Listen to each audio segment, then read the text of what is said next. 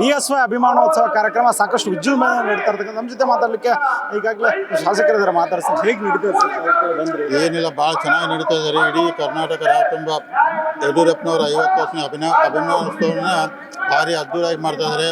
ಕರ್ನಾಟಕ ಜನಕ್ಕೆ ಭಾಳ ಉತ್ಸಾಹ ಇದೆ. ನಮಗೆ ಅದಕ್ಕೆ ಇದೊಂದು ಪ್ರೇರಣೆ ಆಗ್ತೈತೆ. ಯಾಕಂದ್ರೆ ಸುಮಾರು ಇನ್ನೂ 2 ವರ್ಷ ನಮ್ಮ ರಾಜ್ಯದಲ್ಲಿ ಎಲೆಕ್ಷನ್ ಬರ್ತಾ ಇದೆ.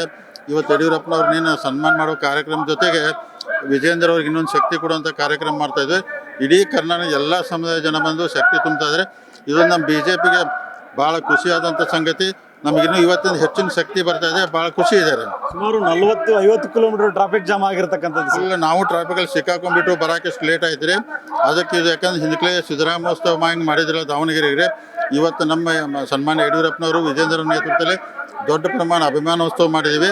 ಅದಕ್ಕೆ ಇದೊಂದು ನಮ್ಮ BJPಗೆ, ಭಾರತೀಯ ಜನತಾ ಪಾರ್ಟಿಗೆ ದೊಡ್ಡ ಶಕ್ತಿ. ಮುಂದಿನ ದಿನಮಾನದಲ್ಲಿ ಇದು ನಮಗೊಂದು ಶಕ್ತಿಯಾಗಿ ಪರಿವರ್ತನೆ ಆಗ್ತೈತಿ. ನಮ್ಗೆ ಭಾಳ ಖುಷಿ ಇದ್ದಾರೆ. ಮುಂಬರುವ ಸಾರ್ವತ್ರಿಕ ಚುನಾವಣೆಯಲ್ಲಿ ಎಷ್ಟು ಸೀಟ್ಗಳನ್ನ ಗೆಲ್ಬೋದು ಸರ್ ನಮ್ಮ ಪಕ್ಷ? ಖಂಡಿತ ನೋಡಿ, ಈಗಾಗಲೇ ತಾವು ನೋಡಿದಂಗೆ ಆಸಾಮು, ವೆಸ್ಟ್ ಬೆಂಗಾಲು, ಆಮೇಲೆ ಪಾಂಡಿಚೇರಿ ಗೆದ್ದು ಈಗ ನಾವು ಖಂಡಿತವಾಗಿ ಮುಂದಿನ ಚುನಾವಣೆಯಲ್ಲಿ ಭಾರತೀಯ ಜನತಾ ಪಾರ್ಟಿ ಬಹುಮತ ಬಂದು ನಮ್ಮ ಭಾರತೀಯ ಜನತಾ ಪಾರ್ಟಿ ಮುಖ್ಯಮಂತ್ರಿ ಆಗ್ತಾರೆ. ಖಂಡಿತವಾಗಿ 100ಕ್ಕೆ 100 2028 ಮೇಗೆ ಭಾರತೀಯ ಜನತಾ ಪಾರ್ಟಿ ಸರ್ಕಾರ ಕರ್ನಾಟಕದಲ್ಲಿ ಬರ್ತಾರೆ. Thank you.